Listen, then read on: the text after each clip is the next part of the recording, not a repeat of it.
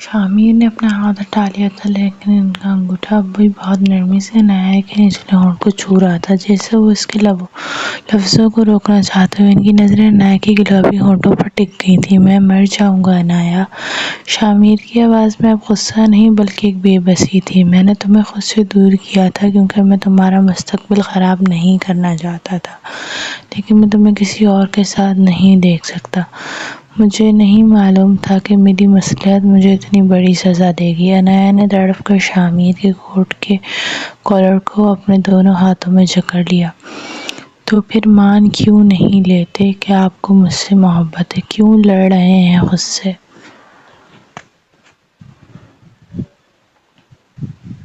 بعض اوقات زندگی ہمیں ایسے موڑ پر لا کھڑی کرتی ہے کہ جہاں دل اور عقل کے درمیان ایک ایسی جنگ شروع ہو جاتی ہے جس میں جیت ہمیشہ محبت کی ہوتی ہے۔ لیکن کیا وہ محبت جو عمر کی حدوں کو پار کر جائے اتنی ہی آسان ہوتی ہے؟ شامیر اور عنایا کی کہانی بھی کچھ ایسی ہی تھی، جہاں ایک طرف 40 سال کا ٹھہراؤ تھا اور دوسری طرف 21 سال کا البیلا پن۔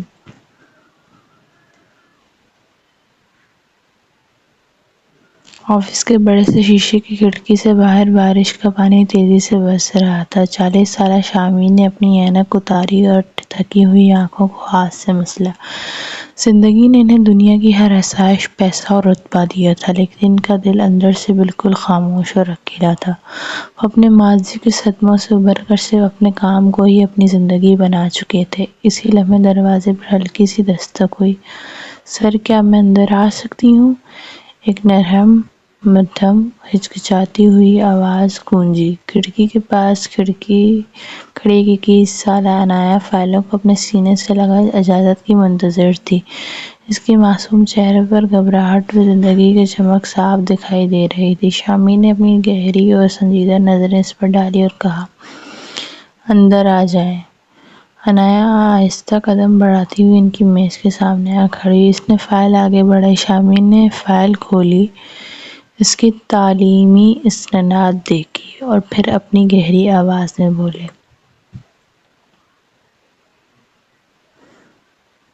عنایا، آپ کی ڈگری اور نمبر تو اچھے ہیں، لیکن یاد رکھیے گا، علمی زندگی میں صرف نمبر کام نہیں آتے۔ یہاں صرف صبر، ٹھہراؤ اور جذبات پر قابو پانا سیکھنا پڑتا ہے۔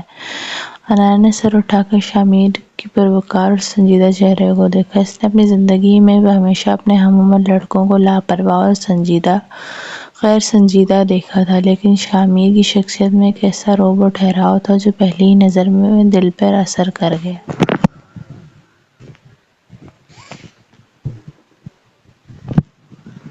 عنایا نے دھیمی آواز میں کہا، مگر بھرپور یقین سے کہا، سر، میں محنت کروں گی اور مایوس نہیں کروں گی۔ شامیر کے ہونٹوں پر ایک پل کے لیے بہت ہلکی سی مسکراہٹ آئی جو فوراً ہی غائب ہو گئی۔ ٹھیک ہے، کل سے وقت پر آئیے گا، مجھے کام میں لاپرواہی پسند نہیں ہے۔ کچھ ماہ گزر گئے۔ عنایا نے شامیر کے سخت اصولوں کے نیچے کام سیکھنا شروع کر دیا۔ وہ اکثر شامیر کو دور سے دیکھتی۔ وہ جتنا سخت نظر آتے تھے، دل کے اتنے ہی نرم تھے۔ جب بھی کوئی غریب متراسم بیمار ہوتا یا کسی کو مدد کی ضرورت ہوتی، شامیر خاموشی سے اس کی مدد کر دیتے۔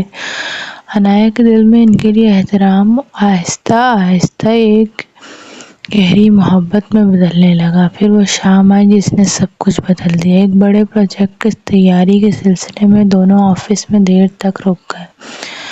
باہر موسم اچانک خراب ہو گیا۔ کالے بادلوں نے پورے شہر کو گھیر لیا اور تیز ہوائیں چلنے لگیں۔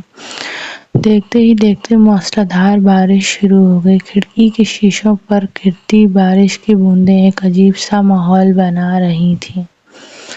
اچانک ایک زوردار کڑک کے ساتھ پورے آفس کی لائٹ چلی گئی اور اندھیرا چھا گیا۔ عنایا، جسے بچپن سے ہی اندھیرے اور بجلی کی کڑک سے خوف آتا تھا، اس کے حلق سے ایک ہلکی سی چیخ نکلی، سر! وہ گھبرا کر اپنی سیٹ سے اٹھی، لیکن اندھیرے میں اس کا پاؤں میز کے کونے سے ٹکرایا اور وہ اپنا توازن کھو بیٹھی۔ وہ گرنے ہی والی تھی کہ اندھیرے میں دو مضبوط ہاتھوں نے اسے کمر سے تھام لیا۔ وہ شامیر تھے۔ شامیر نے اسے گرنے سے بچانے کے لیے اپنی باہوں میں بڑھ لیا۔ اس وقت عنایا کا چہرہ شامیر کے چوڑے سینے سے ٹکرا رہا تھا۔ دونوں کے درمیان فاصلہ ختم ہو چکا تھا۔ عنایا کو شامر کے جسم کی تپش اور ان کے مہنگے پرفیوم کی خوشبو اپنے حواس پر طاری ہوتی محسوس ہو رہی تھی۔ شامر کے دل کی دھڑکن بھی اس وقت بہت تیز تھی، جو عنایا صاف سن سکتی تھی۔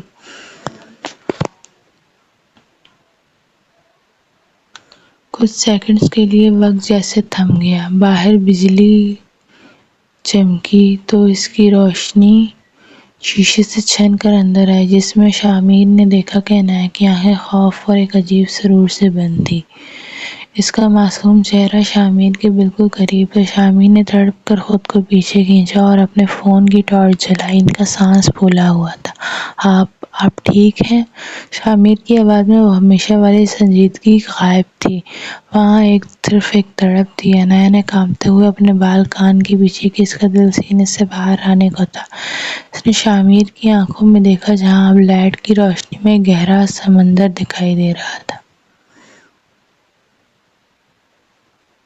میں ٹھیک ہوں سر، لیکن آپ ٹھیک نہیں ہیں۔ عنایا نے پہلی بار اتنی ہمت دکھائی تھی۔ کیا مطلب؟ شامر نے مڑ کر کھڑکی کی طرف دیکھتے ہوئے کہا، تاکہ عنایا ان کے چہرے کے تاثرات نہ پڑھ سکے۔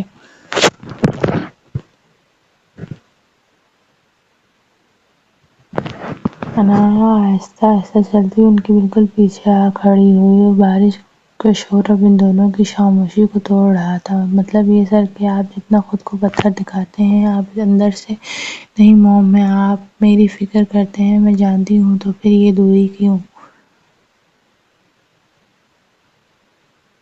شامر نے گہرا سانس لیا۔ عنایا تم جذبات میں بہہ رہی ہو، باہر طوفان ہے، اس لیے تم ایسا محسوس کر رہی ہو۔ نہیں شامر صاحب، عنایا نے پہلی بار انہیں ان کے نام سے پکارا، یہ طوفان باہر نہیں، میرے اندر ہے۔ میں آپ سے محبت کرنے لگی ہوں۔ مجھے فرق نہیں پڑتا کہ آپ مجھ سے 20 سال بڑے ہیں، مجھے صرف آپ کا ساتھ چاہیے۔ شامر کا پورا وجود کانپ اٹھا۔ انہوں نے مڑ کر عنایا کو دیکھا۔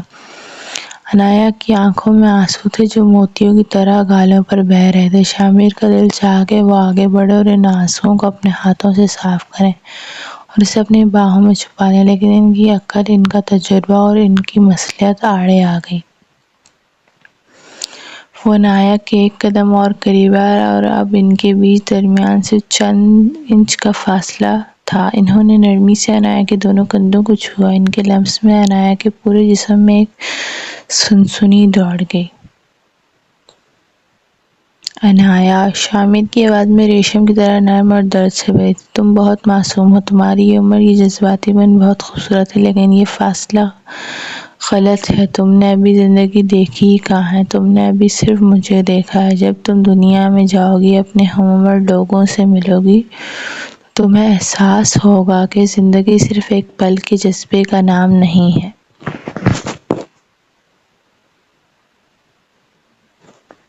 تو کیا آپ کو مجھ سے محبت نہیں ہے؟ عنایا نے روتے ہوئے سیدھا سوال کیا۔ شامر نے عنایا کی آنکھوں میں دیکھا۔ اس لمحے ان کی آنکھوں میں جو تڑپ تھی، وہ چھپائے نہیں چھپ رہی تھی۔ انہوں نے اپنا ایک ہاتھ بہت آہستہ سے عنایا کے گال پر رکھا۔ عنایا نے تڑپ کر اپنی آنکھیں بند کر لیں اور ان کے ہاتھ کی گرمی محسوس کی۔ میری محبت یا نفرت کا سوال ہی نہیں ہے عنایا، سوال تمہارے مستقبل کا ہے۔ میں تمہیں ایک ایسی دنیا نہیں دینا چاہتا جہاں لوگ تم پر اور تمہارے فیصلوں پر انگلیاں اٹھائیں۔ میں تمہاری عزت کرتا ہوں، اور سچی محبت کا پہلا اصول ہی عزت اور مصلحت ہے۔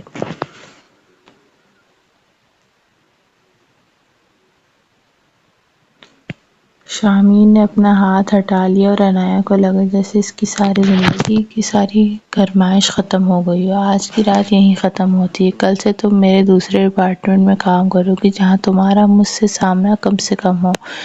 یہ تمہارے لیے بہتر ہے۔ شامر نے اپنے جذبات پر پتھر رکھتے ہوئے آخری فیصلہ سنا دیا۔ عنایا نے روتے ہوئے شامر کو دیکھا، جو پھر سے کھڑکی کی طرف مڑ کر کے کھڑے ہو چکے تھے، لیکن ان کی مٹھیاں اتنی سختی سے بینچی ہوئی تھیں کہ ان کے ناخن گوشت میں دھنس رہے تھے۔ عنایا خاموشی سے اپنا بیگ اٹھا کر آفس سے باہر نکل گئی، جبکہ شامر اندھیرے میں اکیلے کھڑے بارش کے ساتھ اپنے بہتے ہوئے آنسو چھپا رہے تھے۔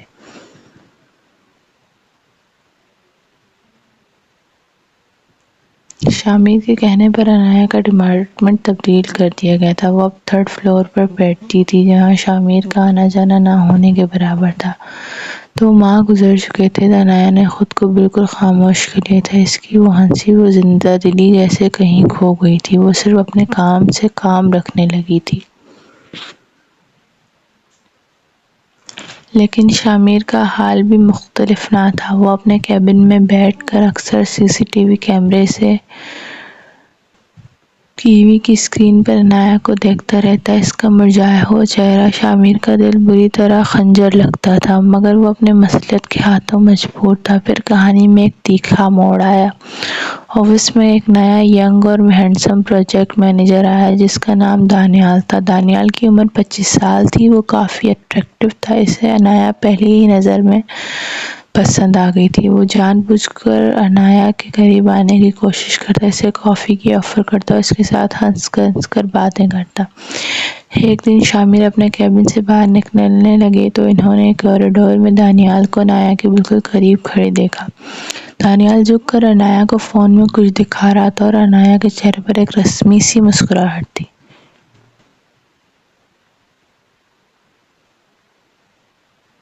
شامر کے سینے میں جیسے حسد کی آگ بھڑک اٹھی۔ انہوں کے جبڑے سختی سے بھیج گئے اور ہاتھ کی مٹھیاں بند ہو گئی۔ 40 سال کا وہ ٹھہراؤ ایک پل میں اڑ گیا جب انہوں نے کسی اور مرد کو عنایا کے اتنے قریب دیکھا۔ مس عنایا میرے کیبن میں ابھی۔ شامر کی گرجدار اور جلتی ہوئی آواز پورے کوریڈور میں گونجی۔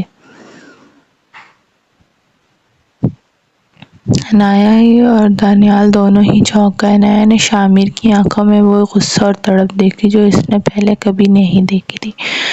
وہ خاموشی سے ان کے پیچھے چل دی۔ جیسے ہی عنایا کیبن میں داخل ہوئی، شامر نے جھٹکے سے دروازہ بند کیا اور اسے لاک کر دیا۔ عنایا خوف اور حیرت سے پیچھے ہٹی لیکن شامر نے تیزی سے اس کی طرف بڑھے اور اسے دیوار کے ساتھ لگا دیا۔ شامر کا سانس تیزی سے چل رہا تھا، ان کی آنکھیں لال ہو رہی تھیں اور ان کا پورا وجود غصے اور محبت کی شدید ملاپ سے کانپ رہا تھا۔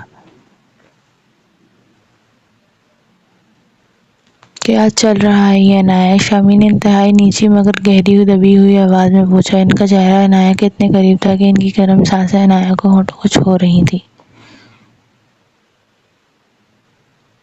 کیا مطلب سر؟ عنایا نے دھڑکتے دل کے ساتھ پوچھا۔ دانیال کے اتنے قریب کیوں کھڑی تھی تم؟ کیا وہ تمہیں اچھا لگتا ہے؟ کیا تم بھول گئی کہ تم نے مجھ سے کیا کہا تھا؟ شامر کا ہاتھ دیوار پر عنایا کے چہرے کے بالکل پاس تھا جس سے عنایا ان کے حصار میں آ چکی تھی۔ عنایا کی آنکھوں میں آنسو آ گئے لیکن اس بار ان آنسوؤں میں ایک شکوہ تھا۔ آپ نے ہی تو مجھے خود سے دور کیا تھا شامر صاحب۔ آپ نے ہی کہا تھا کہ میں دنیا دیکھوں، اپنے ہم عمر لوگوں سے ملوں۔ اب جب میں شٹ اپ! شامر نے عنایا کے منہ پر اپنا ہاتھ رکھ دیا۔ ان کا لمس پاتے ہی عنایا کا وجود پگھلنے لگا۔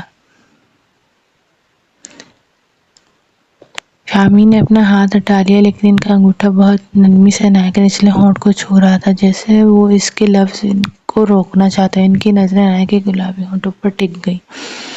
میں مر جاؤں گا عنایا۔ شامر کی آواز میں اب غصہ نہیں بلکہ ایک بے بسی تھی۔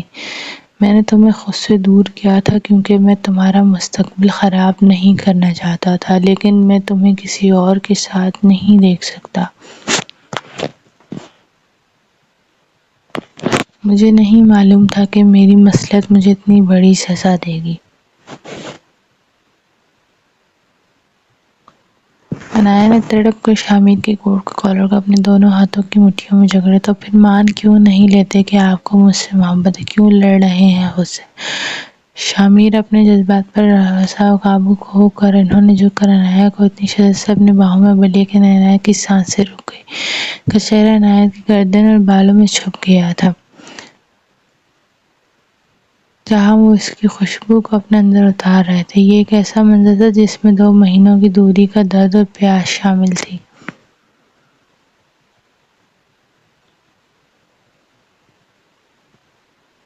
ہاں ہاں مجھے محبت ہے تم سے، دنیا میں سب سے زیادہ ہے۔ شامیر نے عنایا کے کان کے پاس سرگوشی، جسے عنایا کے پورے جسم میں سنسنی دوڑ گئی۔ ابھی وہ دونوں اسی لمحے میں کھوئے ہوئے تھے کہ اچانک شامیر کے فون پر ایک کال آئی۔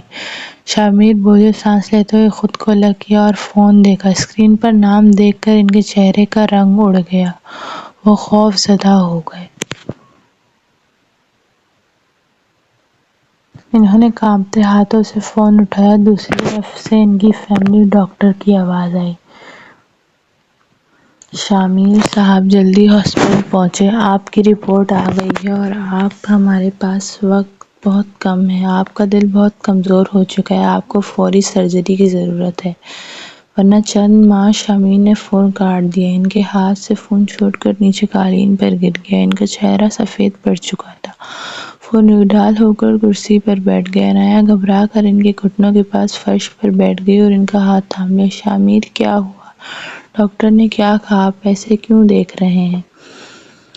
شامیر نے نم آلود آنکھوں سے معصوم عنایا کو دیکھا۔ اب انہیں سمجھ آیا کہ ان کی مصلیت اور دوری کے پیچھے اصل وجہ صرف عمر کا فرق نہیں تھا بلکہ ان کی گرتی ہوئی صحت تھی جسے وہ عنایا سے چھپاتے آ رہے تھے تاکہ وہ ایک بیمار انسان کے ساتھ اپنی زندگی برباد نہ کرے۔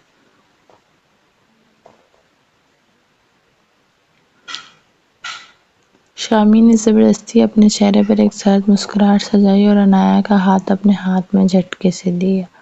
کچھ نہیں عنایا، میں بس تمہیں یہ دکھا رہا تھا کہ تم کتنی آسانی سے کسی بھی بہاؤ میں آ جاتی ہو۔ مجھے تم سے کوئی محبت نہیں ہے، یہ بس ایک ڈرامہ تھا تاکہ میں تمہیں سمجھا سکوں کہ دانیال جیسے لڑکے بھی تمہارے ساتھ یہی کریں گے۔ جاؤ یہاں سے۔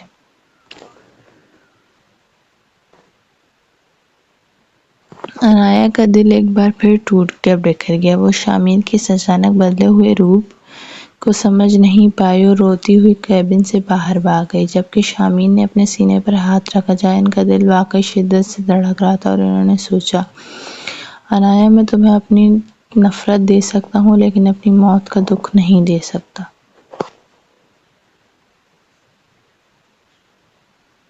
شامیر کے اس تلخ انکار کے بعد عنایا نے آفس سے استعفیٰ دے دیا۔ اس کا دل اسی بری طرح ٹوٹا تھا کہ اس نے زندگی کے فیصلے اپنے گھر والوں پر چھوڑ دیے تھے۔ دانیال نے اپنے والدین کو عنایا کے گھر بھیج دیا تھا اور عنایا نے بنا کچھ سوچے صرف شامیر کو اپنی زندگی سے نکالنے کے لیے ہاں کر دی۔ 3 ہفتے بعد شامیر اپنے گھر کے کمرے میں بیڈ پر لیٹے ہوئے تھے۔ ان کی صحت تیزی سے گر رہی تھی، چہرہ زرد ہو چکا تھا اور آنکھوں کے گرد حلقے پڑ گئے تھے۔ سرجری کی تاریخ اگلے ہفتے کی تھی لیکن ان کے اندر جینے کی اب کوئی خواہش نہیں بچی تھی۔ اسی لمحے ان کے نوکر نے آ کر ایک مخملی سرخ رنگ کا کارڈ ان کے ہاتھ میں تھمایا۔ سر، یہ کمپنی کے کورئیر سے آیا ہے، مس عنایا کی شادی کا کارڈ ہے۔ نوکر چلا گیا لیکن شامیر کے ہاتھ وہیں جم گئے۔ انہوں نے کانپتی انگلیوں سے کارڈ کھولا۔ عنایا ویٹس دانیال۔ سرخ رنگ کے چمکدار حروف ان کی آنکھوں میں چھپنے لگے۔ شامیر نے کارڈ کو اپنے سینے سے لگا لیا اور ان کی آنکھوں سے 2 موٹے آنسو گر کر ان گالوں پر بہہ گئے۔ تم خوش رہو عنایا، بس میری یہی دعا ہے۔ انہوں نے بند آنکھوں سے سرگوشی کی لیکن ان کا دل اس وقت زور سے دھڑک رہا تھا کہ انہیں لگا کہ ان کا دم نکل جائے گا۔ شادی میں صرف 2 دن باقی تھے کہ دانیال عنایا سے ملنے ایک کیفے میں آیا۔ وہ کافی پیتے ہوئے اپنے فون پر کچھ دیکھ رہا تھا اور مسلسل ہنس رہا تھا۔ تم اتنے خوش کیوں ہو دانیال؟ عنایا نے مجھے بوجھل لہجے میں پوچھا۔ دانیال نے فخر سے کہا، کیوں نہ ہوں، شامیر صاحب کی اتنی بڑی کمپنی اب تباہ ہونے والی ہے اور ان کے جانے کے بعد اس کا بڑا حصہ مجھے ملنے والا ہے۔ بیچارے کو دل کا دورہ پڑا ہے اور وہ ہسپتال میں موت اور زندگی کی جنگ لڑ رہے ہیں۔ سنا ہے بچنے کے چانسز بہت کم ہیں۔ عنایا کے ہاتھ سے چائے کا کپ چھوٹ کر زمین پر گرا۔ اس کا پورا جسم سن ہو گیا۔ کیا کہا تم نے؟ شامیر ہاسپٹل میں ہے، انہوں نے دل کا مسئلہ ہے۔ ہاں، وہ تو مہینوں سے بیمار تھے، انہوں نے سب سے چھپایا ہوا تھا، دانیال نے لاپرواہی سے کہا۔ عنایا کو ایک دم جیسے بڑا جھٹکا لگا۔ اس کے ذہن میں وہ ساری کڑیاں ملنے لگیں۔ شامیر کا اسے بار بار خود سے دور کرنا، ان کے کیبن میں فون گرنے کا منظر اور پھر اچانک ان کا دل بدل جانا، وہ کوئی نفرت نہیں تھی، وہ شامیر کی محبت تھی جو عنایہ کو اپنی موت کے سائے سے دور رکھنا چاہتی تھی۔ تم ایک گھٹیا انسان ہو دانیال، عنایہ چیخی اور اپنی شادی کا جوڑا دانیال کی پرواہ کیے بغیر کیفے سے باہر بھاگی۔ اس کی آنکھوں سے اندھا دھند آنسو بہہ رہے تھے۔ نہیں شامیر، آپ مجھے ایسے چھوڑ کر نہیں جا سکتے۔ اسپتال کے آئی سی یو روم بالکل خاموش تھا، مشینوں کی بیپ بیپ کی آوازیں اس خاموشی کو توڑ رہی تھیں۔ شامیر بیڈ پر بے ہوش لیٹے تھے، ان کے منہ پر آکسیجن ماسک لگا ہوا تھا۔ اچانک کمرے کا دروازہ کھلا اور عنایہ اندر داخل ہوئی۔ اس کے بال بکھرے ہوئے تھے، پاؤں سے جوتی نکل چکی تھی، ظاہر ہے وہ بری طرح رو رہی تھی۔ شامیر کو اس حالت میں دیکھ کر اس کا کلیجہ منہ کو آ گیا۔ وہ بھاگتی ہوئی ان کے بیڈ کے پاس آئی اور ان کا یک ٹھنڈا ہاتھ اپنے دونوں ہاتھوں میں لے کر رونے لگی۔ شامیر اٹھیں، پلیز اٹھیں، آپ نے مجھ سے جھوٹ کیوں بولا، کیوں دکھائی مجھے اتنی نفرت جب آپ کے دل میں صرف میرے لیے تڑپ تھی۔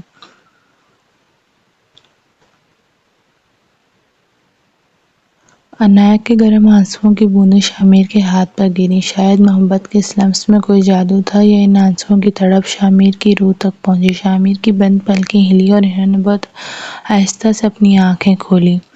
سامنے عنایہ کو روتے دیکھ کر انہوں نے کمزوری سے اپنا ماسک تھوڑا نیچے کیا۔ عنایہ تم یہاں کیا کر رہی ہو؟ جاؤ یہاں سے، تمہاری شادی ہے۔ ان کی آواز اتنی مدھم تھی جیسے کوئی آخری سانس لے رہا ہو۔ میں کہیں نہیں جا رہی، عنایہ نے جنونی انداز میں کہا اور جھک کر اپنا سر شامیر کے سینے پر رکھ دیا، بالکل ان کے دل کے اوپر۔ میں دانیال سے شادی نہیں کر رہی، اگر آپ مریں گے تو میں بھی مر جاؤں گی۔ مجھے آپ کی اس گرتی ہوئی صحت سے، آپ کی عمر سے کسی چیز سے فرق نہیں پڑتا، مجھے صرف آپ چاہیے۔ شامیر نے کانپتے ہوئے اپنے دونوں ہاتھ اٹھائے اور عنایہ کے بکھرے ہوئے بالوں میں انگلیوں کو پور دیا۔ ان کا لمس پا کر عنایہ نے تڑپ کر اپنا چہرہ اٹھایا۔ شامیر کی آنکھوں میں اب دنیا بھر کا اعتراف تھا۔ انہوں نے اپنی تمام تر طاقت جمع کی اور عنایہ کو اپنے چہرے کے قریب کیا۔ عنایہ میں بہت خود غرض تھا جو یہ سمجھا کہ میں تمہارے بغیر مر سکتا ہوں۔ مجھے جینا ہے، اب تمہارے لیے جینا ہے۔ شامیر نے اپنے ہاتھ سے عنایہ کے گال پر جمے آنسوؤں کو صاف کیا اور بہت پیار سے اس کے ماتھے پر اپنے ہونٹ رکھ دیے۔ یہ ان کی پاکیزہ محبت کی مہر تھی جس میں عمر کا فرق مٹ چکا تھا اور صرف دو روحوں کا ملاپ باقی تھا۔